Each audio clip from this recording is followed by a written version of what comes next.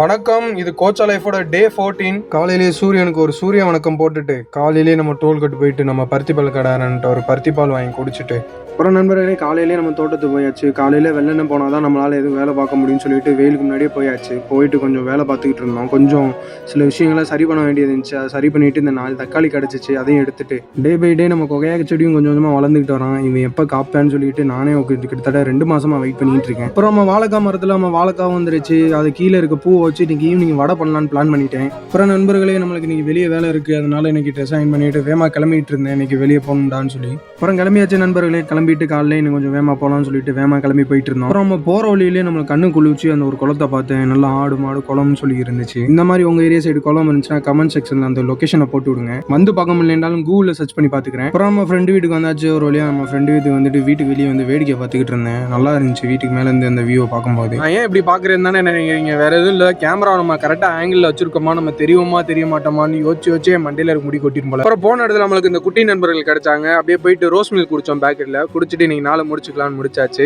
விடாமுயற்சியோட இருங்க மக்களே.